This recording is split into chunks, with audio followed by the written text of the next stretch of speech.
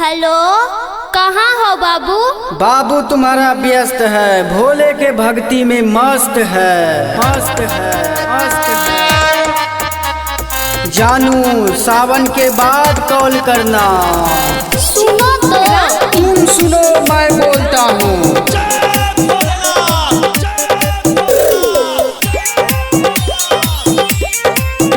Recording studio Mohanpur. भार सावन रहा हम शिव के दीवाना, भूल से भी जानू हमको फोन न लगाना। भोले के भक्ति में रहा हम मस्त, नमः शिवाय जाप में रहूंगा मैं व्यस्त। नमः शिवाय जाप करना, थोड़ा हमसे बात करना।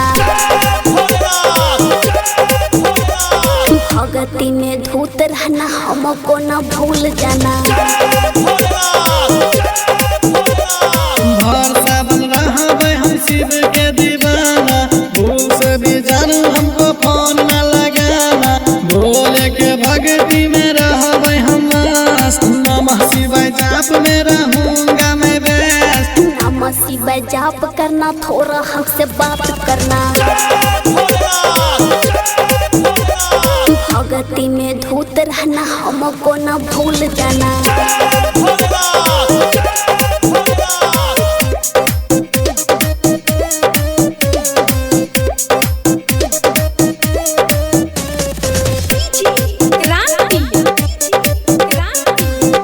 Recording studio Mohanpur. भोले जी के चरण हम पकड़ ले लिए, भार सावन भक्ति में उतर गलिए। भोले जी के चरण हम पकड़ ले लिए, भार सावन भक्ति में उतर गलिए। हर हर बम बम हम भी बोलेंगे, शिव जी के भक्ति में हम भी डोलेंगे। भार सावन रहा हम शिव के दीवाना, भूल से भी जानू हमको फोन न लगाना। भोले जी के भक्ति में रहा हम मस्त, नमः शिवाय जाप में रहेंगे हम व्यस्त। नमः शिवाय जाप करना, थोड़ा हमसे बात करना। भगती में धूत रहना, हमको न भूल जाना।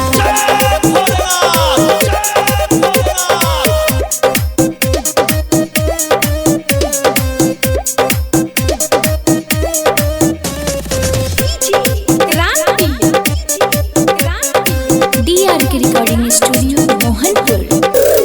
सावन में पावन लगे छे संसार, महाकाल के गूंजे छे सगरो जय जयकार। रना रंधिर जेपी भैया करते हैं पूजन, भोले जी के भक्ति में हो के मगन।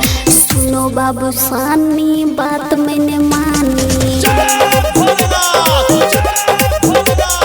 हम भी हो गए शिव के दीवानी।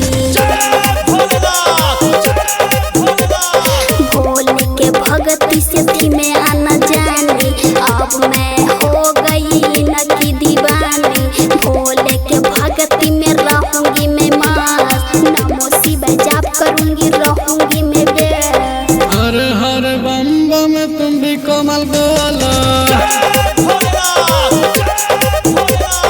भोले जी के भक्ति में सब कोई डोलो।